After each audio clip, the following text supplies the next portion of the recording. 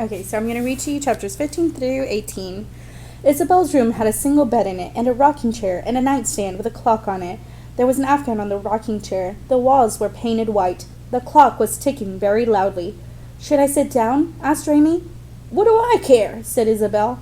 Raymie sat in the rocking chair, but she held herself very still. It didn't seem like a good time to rock. "Should I read to you now?" she asked. She held up Florence Nightingale. "Do not," said Isabel. "Read to me from that book." "Okay," said Raymie. She flexed her toes. She tried to isolate her objectives. But for the life of her, she couldn't think of what to do next. "Should I just leave? Should I just leave? Take my hand!" shouted Alice Nebley. The voice was not as loud as it had been in the hallway, but it was still loud enough to make Raymie jump. "This place," said Isabel. And then, from far away, there came the sound of music. It was beautiful, sad music. Someone was playing the piano. For some reason, the song made Raymie think of the Flying Elefantes, whoever they were, and their luggage.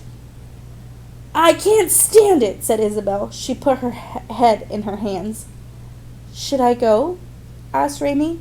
Isabel raised her head and narrowed her eyes. "Can you write?" "Write?" said Raymie. "Letters," said Isabel. "Words on a piece of paper." She balled up her fist and pounded on the arm of the wheelchair. "Can you put words on paper? Oh, the frustration of this world."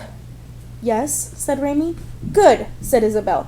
"Get the notepad from the top drawer of the nightstand, and the pen. You write what I say, exactly what I say." Was writing for someone a good deed? It had to be. Raymie got up and retrieved the pen and the notepad. She sat back down. "To the management," said Isabel. Raymie looked at her. "Write it," said Isabel, pounding her fist on the wheelchair arm again. "Write it, write it." "Take my hand," shouted Alice Nebley. Raymie bent her head. She wrote, "To the management." Her hand was shaking. "There is entirely too much chop and plate in this establishment," said Isabel. Raymie looked up. "Write that too," said Isabel. A long silence prevailed in the room. "I don't know how to spell Chopin," said Raymie, finally. "What do they teach you in these schools?" "Those schools?" asked Isabel. This, Raymie knew, was another impossible, unanswerable adult question. She waited. "He was a musician," said Isabel, "an entirely too gloomy one. Chopin is a proper name. Therefore, it begins with a capital C and is followed by a lowercase h." And so they continued. By the end, Raymie had written a letter of complaint for Isabel detailing how the Golden Glen janitor played the wrong kind of music on the common room piano.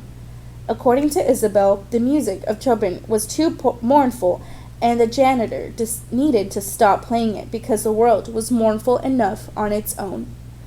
The Golden Glen, in particular, was too mournful to be borne, according to Isabel.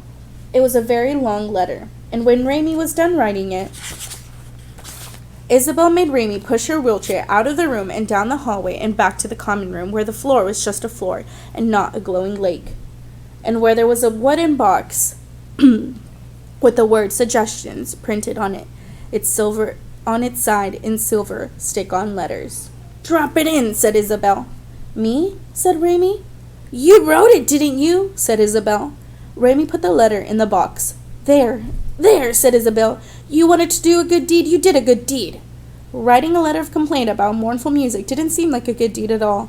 It seemed like the opposite of a good deed. "Take me back to my room," said Isabel. "I've had enough." Raymie thought that she had had enough too. She turned the wheelchair around and headed back to Isabel's room. "Take my hand," shouted Alice Nebley as they made their way down the hallway. "Close the door when you leave," said Isabel, after Raymie had wheeled her into her room. "And do not return. I'm not interested in people doing good deeds. Good deeds are pointless in any case. Nothing changes. Nothing matters." The sun was trying to make its way through the one small window in Isabel's room. Raymie stood in the doorway, holding Florence close to her chest, as if the book could protect her, which it couldn't, of course. She knew that. Everything seemed bleak, impossible. "Archie, I'm sorry I betrayed you," said Raymie without really meaning to say it. Yes, well, poor Archie, and alas your betrayal of him, said Isabel, whoever he is. He's a cat, said Raymie. Isabel stared at Raymie with her bright blue eyes. Is that why you want to do a good deed, because you betrayed a cat? No, said Raymie. My father left. And? I'm working to get him back, said Raymie. With good deeds? Said Isabel. Yes, said Raymie. Maybe it was because of Isabel's x-ray vision, or maybe it was because of her lack of sympathy. For some reason, Raymie told Isabel the truth. I'm going to win a contest, and then I will be famous, and he will see my picture in the paper, and he will have to come home. I see, said Isabel.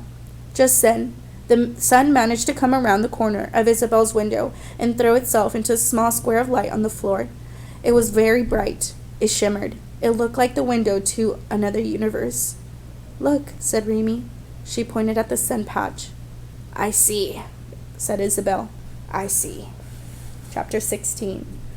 Take my hand! Shouted Alice Nibley as Raymie walked down the hallway. Raymie stopped. She listened. She flexed her toes, and then she started walking again. She followed the sound of Alice's voice. Raymie needed to do a good deed. Plus, she needed to make up for the bad deed she had just done. That meant she had to do the bravest, best deed she could think of, the deed she least wanted to do. She had to go into Alice Nibley's room and ask if she wanted to be read to. It was a terrifying prospect. Raymie looked down at her feet. She made herself put one foot in front of the other. She concentrated on Alice's voice. The voice led her to a door with the number 323 on it, and underneath the number was a white card. And Alice Nibley was written on the card in black ink. The letters of the name were shaky, uncertain, like maybe Alice Nibley had written them herself. Raymie flexed her toes. She knocked. And when no one answered, Raymie took a deep breath, grabbed the doorknob, and turned it, then stepped inside. The room was dark, but Raymie could see that someone was in her bed. Miss Nibley? Whispered Raymie. There was no answer. Raymie stepped farther into the room. Miss Nibley? She said again, a little bit louder this time. She could hear whoever was in the bed breathing in a raspy, strangled kind of way. Said Raymie, I'm here to do a good deed. Would you like to hear about a bright and shining path? And, Florence Nightingale? Miss Nibley? Ah! Screamed Alice Nibley. It was the most terrifying noise Raymie had ever heard in her life. It was a sound of pure pain, pure need. Alice Nibley's scream pierced something inside of Raymie. She felt her soul whoosh away into nothingness. I cannot! Shouted Alice Nibley. Give me! A hand rose out of the covers. It was reaching for something. It was reaching for her. Raymie Clark. Raymie jumped. A bright and shining path, the life of Florence Nightingale, leaped out of her hands and flew into the air and skittered under Alice Nibley's bed. Raymie screamed. Alice Nibley screamed back. I cannot hear, bear the pain! Take my hand! Her hand was still extended, reaching out of the covers, searching, please, take my hand! Raymie Clark turned and ran. Raymie stood for a long time on the sidewalk in front of the Golden Glen, flexing her toes and isolating her objectives. She had to get the book back. That was her one true objective right now. It was a library book. Edward Option would be very disappointed in her if she didn't return it. She hadn't even read it, and that would disappoint him too. And there would be fines, overdue fines. What if she had to pay for the book? But she couldn't go back into Alice and Nibley's room. She truly didn't know if she was brave enough to enter the Golden Glen again. She thought about Isabel's x-ray eyes. She thought about Alice Nibley's hand. She thought about gigantic seabirds that scratched babies from their mother's arms. And then she heard Beverly Topinski's voice. Fear is a big waste of time. I'm not afraid of anything. Beverly Topinski and her pocket knife. Beverly, who was afraid of nothing. Raymie knew, suddenly, what her objective was. She would find Beverly and ask her to help get Florence Nightingale back. Chapter 17. Finding Beverly Topinski turned out to be surprisingly easy. When Raymie got to baton twirling lessons the next afternoon, Beverly was standing under the pine trees, chewing gum and staring straight ahead. I thought you weren't coming back, said Raymie. Beverly said nothing. I'm glad you came back. Beverly turned and looked at her. There was a bruise on her face, under her left eye. What happened to your face? Asked Raymie. Nothing happened to my face, said Beverly. She chewed her gum and looked right at Raymie. Beverly's eyes were blue. They weren't the same blue as Isabel's. They were darker, deeper. But they had the same effect as Isabel's eyes. Raymie felt as if they could see right through her, inside of her. She stared back at Beverly and started trying to rearrange her soul, working to make it invisible. And then Louisiana Elefante showed up. She had on the same pink dress from the day before, but today she was wearing barrettes, 6 of them. The barrettes were scattered randomly throughout Louisiana's limp blonde hair. All the barrettes were identical, made of pink, shiny plastic, with little white bunnies painted on them. The bunnies looked like ghost bunnies. I'm not going to faint today, said Louisiana. Good news, said Beverly. Got yourself some bunny barrettes, huh? These are my good luck bunnies. I forgot to wear them yesterday, and look what happened. I'm never going to remove them from my head again. What's on your face? Nothing's on my face, said Beverly. At this point, Idahnee came marching toward them, her white boots glowing and her baton flashing. Is that better? Maybe not.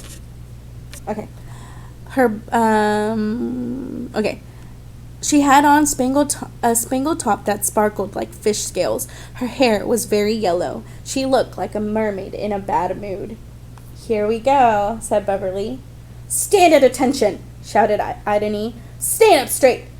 That is the first rule of baton twirling, to stand as if you value yourself and your place in the world.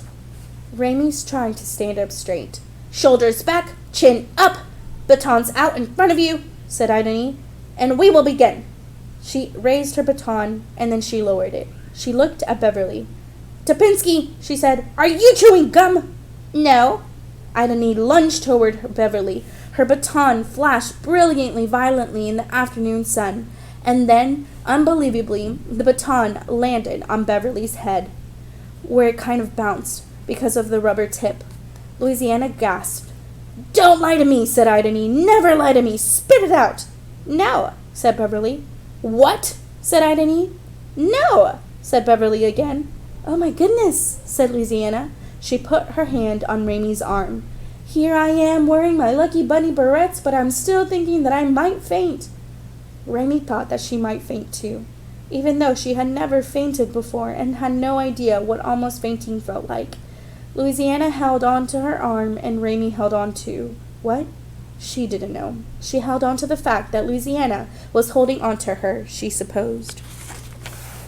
Idahnee raised the baton to hit Beverly again. Louisiana took her hand off of Raymie's arm and let out a strange noise, something between a scream and a squeak, and then she lunged forward and grabbed hold of Idahnee's spangled midsection. Stop it, shouted Louisiana. You stop it! What in the world? Said Idahnee. Unhand me! She tried to peel Louisiana off of her, but Louisiana held tight. Don't hit her again, said Louisiana. Please don't. Lake Clara glittered. The pine trees swayed. The world sighed and creaked, and Louisiana clung to Idahnee as if she would never let her go. Don't hit her! Don't hit her! Louisiana chanted. Don't be stupid, said Beverly. This seemed like good advice, but Raymie wasn't sure exactly whom it was intended for. Please don't hurt her, said Louisiana. She was crying now. Get off of me, said Idahnee, pushing at Louisiana. Look, said Beverly. I'm spitting out the gum. She spit out the gum. See, she said, no one's going to hurt me. It's impossible to hurt me. She put down her baton and held up her hands. Come here, she said. It's fine. She pulled Louisiana off of Idahnee. She patted Louisiana on the back. See, said Beverly again. It's all fine. I'm fine. Idahnee blinked. She looked confused. This is nonsense, she said, and you know how I feel about nonsense. She took a deep breath and marched her way back toward the house. And that was the end of the second baton twirling lesson.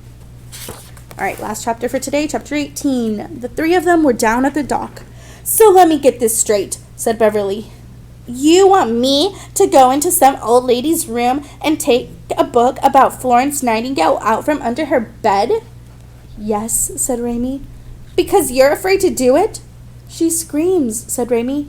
And it's a library book. I have to get it back. I want to come too, said Louisiana. No, said Beverly and Raymie together. But why not? Said Louisiana. We're the three rancheros. We're bound to each other through thick and thin. The three who? Asked Raymie. Rancheros. The three who? Asked Raymie. Rancheros, said Louisiana. It's musketeers, said Beverly. It's the three musketeers. No, said Louisiana. That's them. We're us, and we're the rancheros. We'll rescue each other. I don't need to be rescued, said Beverly. I want to come with you to the sparkling dell, said Louisiana. It's the Golden Glen, said Raymie. I want to help rescue the Florence Dark Song book. Nightingale, said Raymie and Beverly at the same time. And when we're done doing that, we can go to the Very Friendly Animal Center and rescue Archie. Listen, said Beverly, let me tell you something. There is no Very Friendly Animal Center. The cat is long gone. He's not long gone, said Louisiana. I'll rescue him, and that will be my good deed for the Little Miss Central Florida Tire 1975 contest. And my other good deed will be that I will help you get the book back. Also, I'll stop stealing canned goods with Granny. You steal canned goods? Said Raymie. Tuna fish mostly, said Louisiana. It's very high in protein. I told you, said Beverly to Raymie. I looked at them and I could tell that they were criminals. We're not criminals, said Louisiana. We're survivors. We're fighters. At this point, there was a long silence. The three of them stared out at Lake Clara. The water glittered and sighed. There's a lady who drowned in this lake, said Raymie. Her name was Clara Wingtip. So, said Beverly. She haunts it, said Raymie. It's in my father's office. There's a photo of the lake from the air, and you can see Clara Wingtip's shadow under the water. Beverly snorted. I don't believe in fairy tales. You can hear her weeping sometimes, said Raymie. That's what they say. Really? Said Louisiana. She rearranged her barrettes and put her hair behind one ear and leaned in toward the lake. Oh, she said, I can hear it. I can hear the weeping. Beverly snorted. Raymie listened. She heard weeping, too.